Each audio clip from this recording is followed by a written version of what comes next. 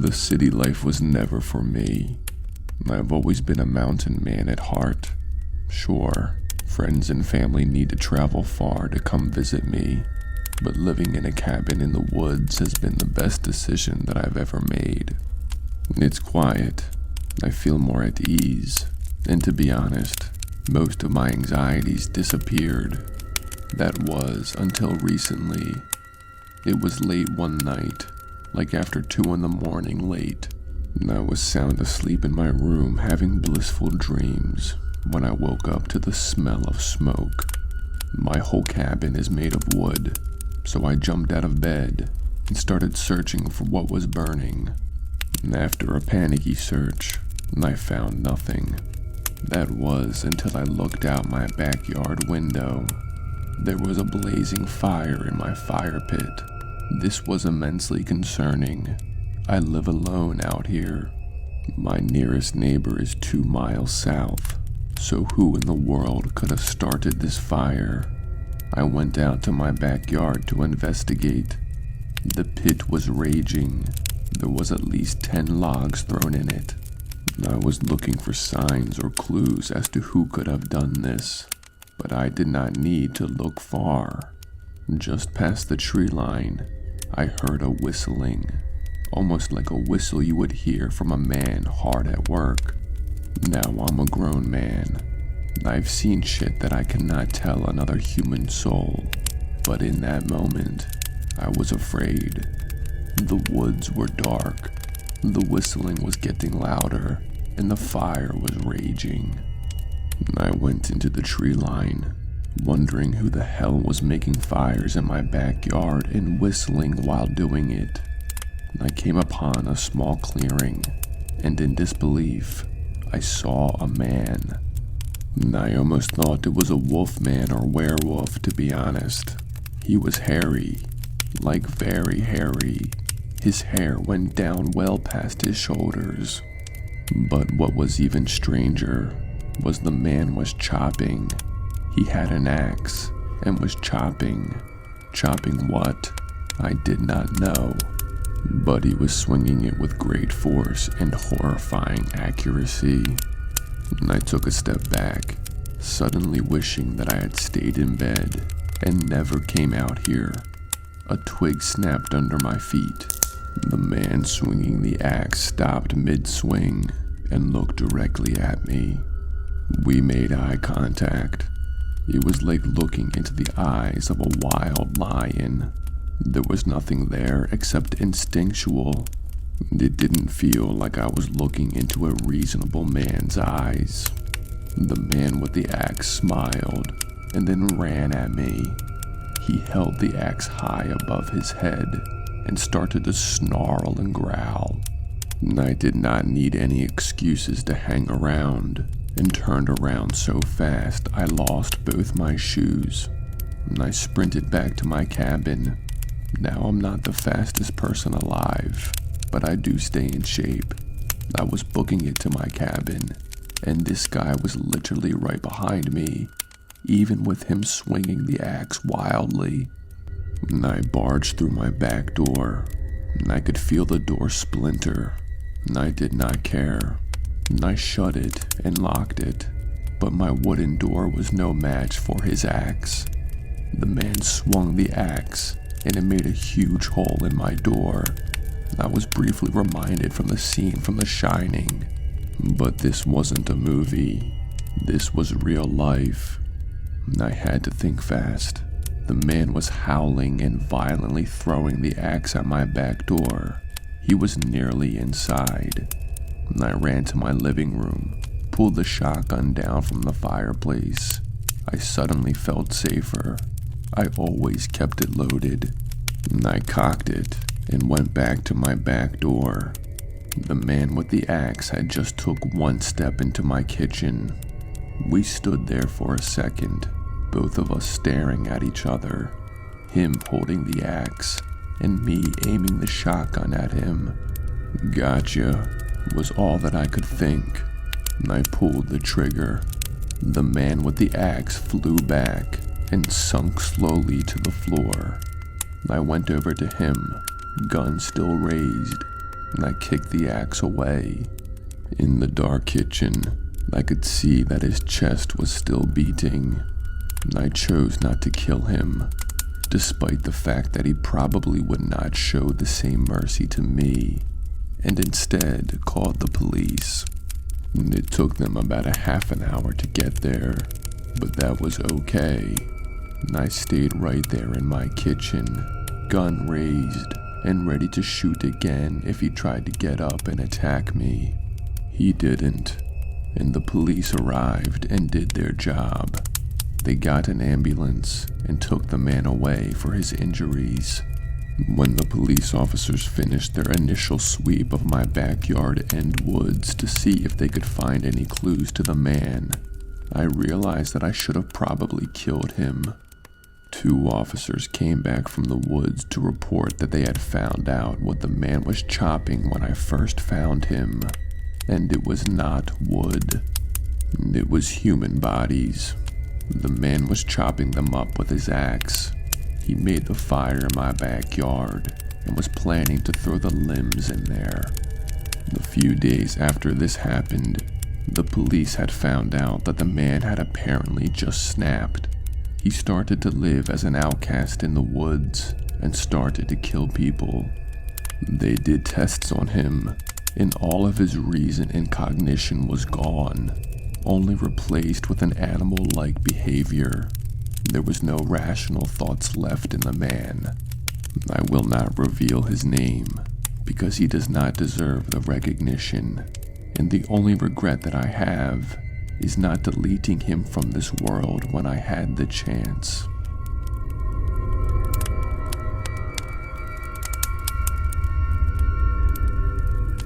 My husband and I have lived in our cabin house for 10 years now. The secludedness of the surrounding woods has always brought us great peace in our lives. There's nothing better than making a fresh cup of coffee in the morning and sitting on the front porch admiring God's creation. My husband is the breadwinner. He works for a local logging company. It's a demanding job, and he does work late night hours. I'm usually home, keeping the cabin house in order. I have a small side business making wooden signs, and that usually preoccupies most of my days. For the most part, you could say our lives are typical and boring. That was until the incident happened. It was a Friday night. My husband wasn't going to be home until 3 or 4 in the morning. I was used to this by now. I was doing my usual routine, getting into my pajamas, making sure our cabin was locked up, and then fell asleep to some sitcom on TV. Around 2 in the morning, I was suddenly awoken by a frantic knocking on our front door. I pulled on my robe and hurriedly made my way down the stairs, wondering who it could be. It could not be my husband. He has a key and would not be knocking. It could not be my neighbors, because we do not have any neighbors. I got to the front door and looked out the window. Standing on our front porch was a little girl. She had tears coming down her face. Perplexed, confused, and worried, I opened my front door. The little girl said that she was in trouble and she needed help immediately. I looked past her into the dark woods. She seemed to be alone. I asked her what was going on and what she needed help with. The little girl shook her head and grabbed my hand, saying that we were wasting time and that we need to hurry. Yes, this situation was very strange, but at the same time, all I could see was that a young girl was desperate for someone's help. I said, okay, lead the way so I can help with whatever the situation is. I grabbed the flashlight off the front steps and followed the little girl. It was chilly out and dark, very dark. We had only gone 20 feet when the little girl entered the beginning of the woods. She said it's right over here. I asked her what was over there, but the little girl was waving her hands for me to come and see. But I did not step forward. Instead, I clicked on my flashlight. I suddenly realized how much of a fool I was.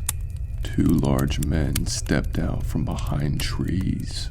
They had pillowcases over their heads, with holes poked out for eyes.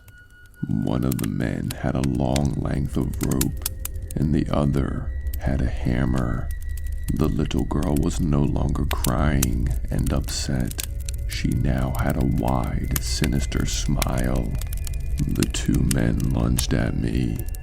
I ducked and threw the flashlight at one of their faces. I heard it hit one of them, and then turned around and booked it back to my cabin house. They were right behind me. I could hear their pounding feet getting closer and closer. I jumped up the front porch and dove through the front door. I quickly shut it and then locked it. The door slammed hard with their body weight on the other side. I could hear them laughing. My heart was racing.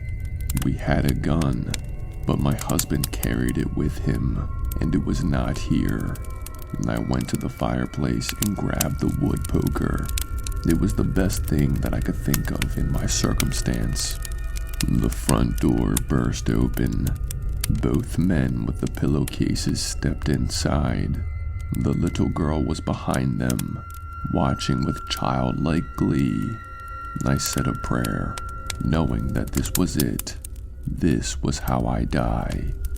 Suddenly, gunshots started firing off. The way the men reacted and cowered in fear, I could tell they had nothing to do with them. That's when I saw the headlights in the driveway. My husband was home. He had his gun on him, and he was opening fire. The men and the little girl backtracked through the front door and darted off into the darkness of the woods.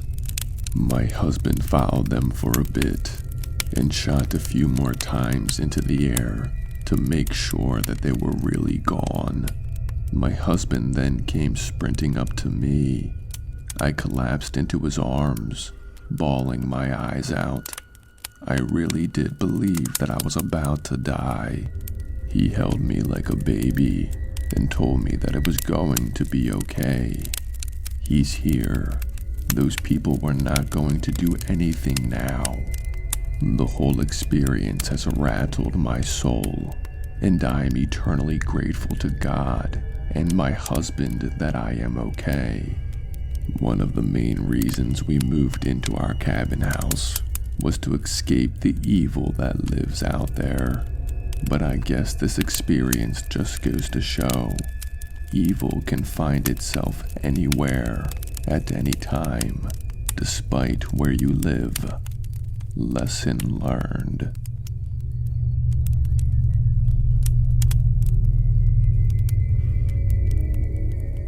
It was spring break, and my girlfriend and I wanted to go somewhere other than a beach or a party town. We found a reasonably priced cabin Airbnb in the Pocono Mountains, and we decided that's what we wanted to do. It was a secluded cabin surrounded by miles and miles of forest. It had a hot tub, a big front porch, and a grand fireplace. My girlfriend and I loved it. We had it booked for the whole week. On our last night there, I was awoken in the middle of the night by a strange noise. I woke up. My girlfriend was still fast asleep next to me, but I continued to hear that strange noise. I stayed quiet, listening hard. The noise I heard sounded like shuffling feet, almost like someone was walking around. I was a bit nervous. We were all alone in this secluded cabin, but I forced myself to remain calm and to go check the noise out. There had to be a reasonable explanation. I got out of bed slowly, not wanting to wake my girlfriend, and made my way down the stairs where the noise was coming from. I scanned the living room and did not notice anything making a noise, but what I did notice was it was breezier down here, almost like a window or a door was open. And I was examining the windows and doors when I heard the noise again, this time much louder, but coming from the kitchen. And I slowly made my way over there. And I entered the kitchen. It was dark in there, but there was a glowing light. It was coming from the refrigerator. It was open, and the light from inside of it was spilling out. Odd, I thought. We did not leave the fridge door open. And I was deducing how this could be when an old man appeared from behind the refrigerator door. I blinked, stunned, and what was worse, the old man was naked. Not a piece of clothing was on him. And I tried to open my mouth to say something, but I was tongue-twisted. I did not know what to say. The old man looked at me and asked if I wanted eggs. I nearly shit my pants. I said, "Who the hell are you?" But the man asked again if I wanted eggs. I said no and stepped away slowly. I had no idea how to handle this situation. The man then tilted his head, and I saw his eyes ignite with rage. He yelled, "Why don't you want any eggs?" and then shut the refrigerator door. It rattled. Then he lifted his hands up and started to run at me, screaming at the top of his lungs. I did the only instinctual thing that I could think of. I grabbed a frying pan that was on the counter and swung it at the old man. I hit him in the head, and he fell to the floor like a rag doll. My heart almost jumped out of my chest. My girlfriend suddenly appeared next to me, asking me what was going on. She saw the naked old man laying unconscious on the kitchen floor and screamed. We called the police. They took forever to get there since our cabin Airbnb was pretty secluded. The old man remained unconscious until the police got there. There was also an ambulance that arrived, and it took the old man away for his injuries. We could not sleep that night, and after hours of investigation, the lead officer who was handling the situation told us the details. Turns out, the old man lived in a neighboring cabin a few miles away. He was 85 years old and dealing with severe dementia. He lives alone, but somehow wandered over to our cabin, thinking this was his cabin house. He thought it was early morning and wanted to make breakfast, which was why he was asking if I wanted eggs. It's a sad situation, really.